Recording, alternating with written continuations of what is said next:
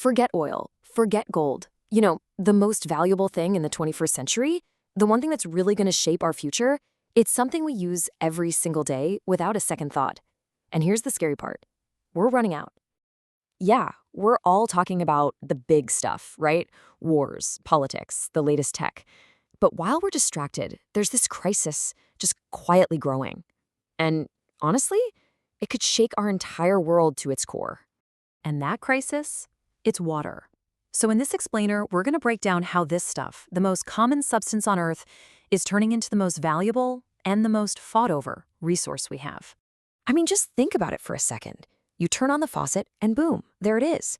But that simple little thing, it's a luxury.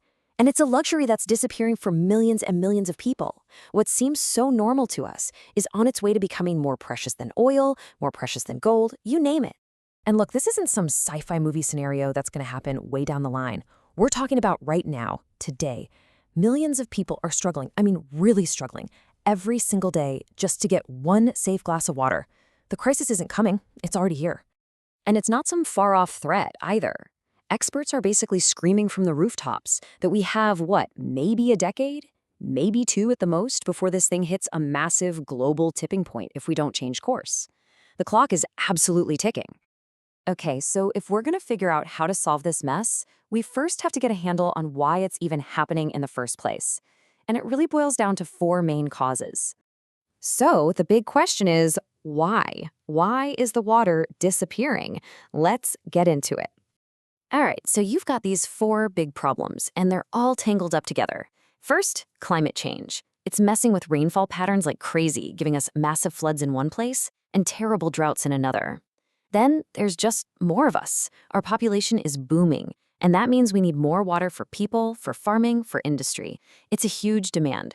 Third, we're just plain wasteful.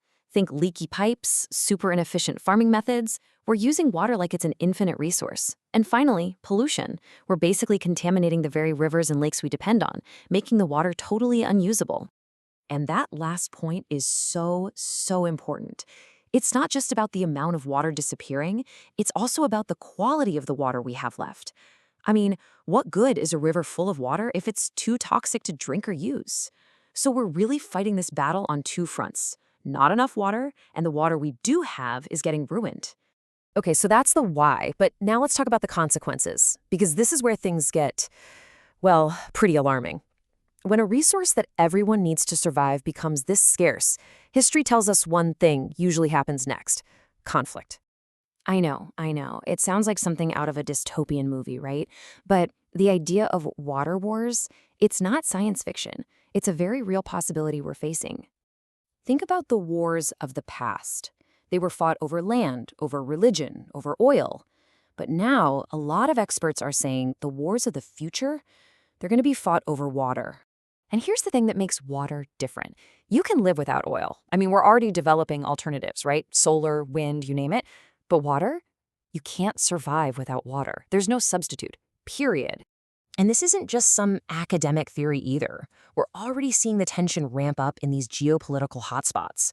You look at places like the Nile River Basin, the Indus River, the Middle East. These are areas where countries share water sources, and the disputes over who gets what are getting really intense. And it's like a devastating chain reaction, a domino effect. It starts simple. There's a water shortage. Well, what happens next? Crops fail, because you can't grow food without water. Then food prices shoot through the roof. People can't afford to eat. And that is the perfect storm for political chaos, for instability, for conflict. It just spirals. Okay, I know that all sounds pretty grim, but it's not all doom and gloom. There is some good news, and that's where human ingenuity comes in. We actually have some pretty amazing technology that could help us turn this whole thing around. We literally have a whole toolkit ready to go. We've got desalination plants that can take salty ocean water and make it drinkable. We have simple stuff like rainwater harvesting to catch every drop. We have incredible wastewater recycling that can clean water up so we can use it again. And we even have smart irrigation systems for farms that are super efficient. But, and this is a big but, these solutions aren't a perfect fix. Let's take desalination, for example. It's an amazing idea, right? Turning seawater into fresh water. The problem? It's crazy expensive and uses a ton of energy. So you get this really tough situation where the countries that need this technology the most are often the ones who can't afford it. And that brings us to a really crucial point. Maybe the biggest challenge here isn't the technology itself. We have the tools. The real problem is a human one. It's about politics, it's about economics, it's about figuring out how we can manage and share water so that everyone gets what they need. So this really gets to the heart of it all, doesn't it? The future of our planet's water isn't just something for politicians or scientists to worry about. It's a choice. And it's a choice that involves every single one of us. Seriously, just picture this for a moment. A world where water is rationed, where it costs more than gas for your car, where every single drop is counted. It really sounds like something out of a movie, but the scary truth is, it's a very real future if we don't get our act together. Because at the end of the day, we have to remember something really simple. We call water a resource, like it's oil or coal, but it's not just a resource. It's life. It's everything. So that's the final question, isn't it? The one we all have to answer. Are we going to finally understand how valuable this stuff is and act in time? Or are we going to let water become the reason for the world's next great war? The answer, really, is up to us.